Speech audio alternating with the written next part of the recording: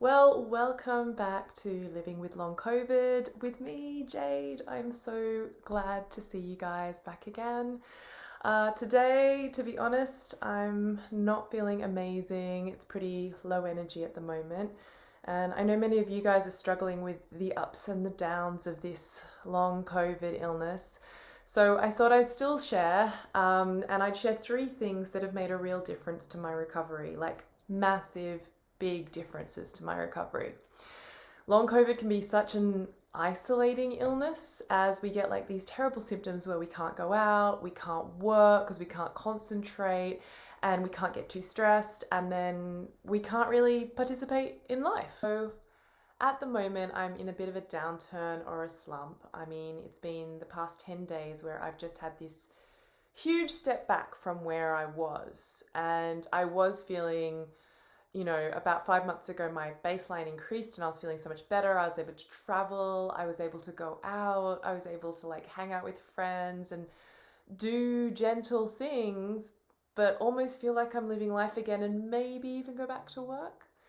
And then suddenly the last 10 days, everything's felt off. Like I've had more migraines than I've had in a really long time.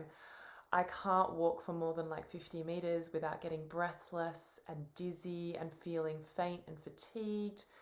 So it brings up all these feelings of like loss and depression and sadness because, you feel like, oh, it's like getting long COVID again and you've just lost all of that progress, which is not true. This is probably just part of the healing process, going up, going down. It's part of how life is when you're healing from a chronic condition. And I want to say that to you and to myself because really that's part of healing. As a nurse once said to me, healing is not a straight line, it goes up and down. And long COVID is a tricky condition, and we feel so much depression and loss and sadness around so many things, and it's easy to be feeling really antisocial when that happens and just want to sit on the couch and feel sorry for myself. But I'm going to try and overcome that urge by just occupying my mind with doing something different. So let's get on to it. I've got three really amazing things that I've done that have turned my recovery around and really game-changing stuff. So I want to share these with you. Now, before I do, obviously, do what feels right for you. Talk to your doctor if you're unsure. Long COVID is one of those weird illnesses where we're all different, and the stuff you might be suffering from, I might not have any issues with. So use your common sense and judge what feels right for you.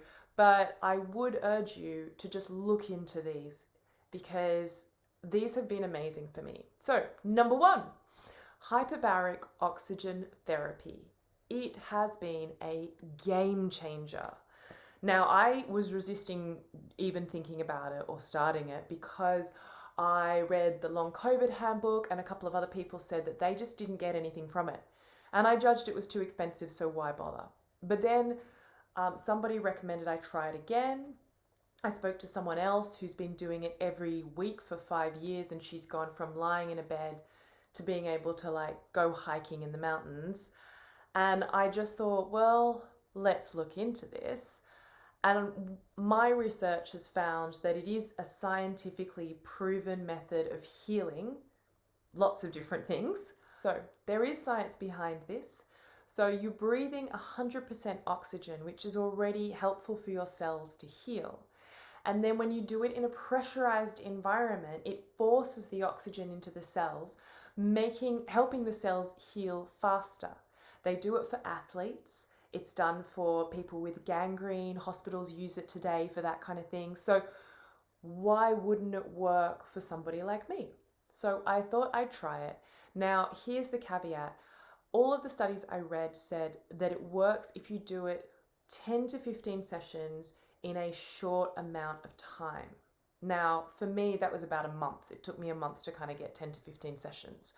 It might be shorter for you, but within a month after that, I started seeing huge results. Like I was able to go out for 4 to 5 hours and not have to lie down every 2 hours. It was amazing.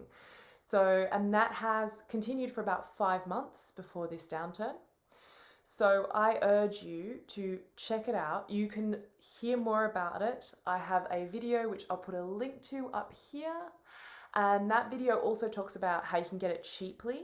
It doesn't have to be expensive. It talks a little bit more about the science, and then you go into a chamber and you can actually Cool. So that's hyperbaric oxygen therapy. The video is up above. Check it out, and I hope that you find it useful. The next number 2 thing that I suggest is the keto diet. Now, the caveat here is, do you have a lot of migraines or headaches or even generalized pain? But this is mostly to do with migraines and headaches. Now, I was suffering from horrific migraines. I'm talking like 2 a day. Couldn't get out of bed, had to be in the dark for a long time. And I stumbled upon some studies that had been done linking keto and migraines. There had been no studies about keto and long COVID at that point, so I just went, how do I get rid of these migraines, or at least reduce them? And that's what I found. There are numerous studies out there showing that keto can reduce the number of migraines. They didn't show a reduction in severity. However, I experienced both reduction in number of migraines a day and severity. So from going from 2 migraines to 3 migraines a day to going down to like 1 every 3 weeks, which was huge. So that is it. I highly recommend going on the keto diet. Disclaimer, please consult your doctor before you do something like this. It is quite an intense diet, and you want to make sure that you're doing it safely. One thing to note is definitely try keto strips to help you know when you're in ketosis. These are ketosis. So these are like little strips that you can get, which I'll show a photo of, and you literally just wee on them and it tells you whether your urine, whether you're in ketosis or not. So whether you're in that particular fat burning area, and that will help you understand what cycles your body are. I should also mention that I am a terrible dieter. You know, like I'm really bad. I have no self-control around food. But as soon as I got the keto diet, I downloaded everything. I was like, this is it. I'm doing it. It was almost like quite easy to adhere to something really super strict that I knew would help me than just going on a normal diet where you're like, I'm going to limit my chocolate. I'm going to limit my ice cream. Like, it was crazy. I mean, honestly, it took me about a week and a half to really get serious, but the keto strips are amazing to help you. And also there are lots of apps out there that can help you. And also if you like meat and cheese, it's a wonderful diet. It's like, go nuts on the cheese, go nuts on the meat. So yes, it does take a little bit of work. There are lots of great recipes you can try. So highly recommend trying the keto diet. Maybe I should do a little video on it. Let me know. Okay, so number 3. Now, number 3 is support network. I know it sounds hokey, it sounds whatever, but actually the mental toll of having a chronic illness like long COVID that is kind of makes you antisocial just because of the symptoms that you have. A support network is absolutely key in maintaining good mental health, and your mental health in turn definitely impacts your overall health.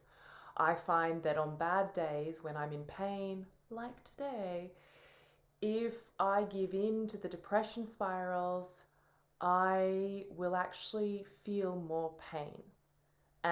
Whereas on other days, if I try not to give in to that and I text a friend or I look at funny cat videos, I don't know.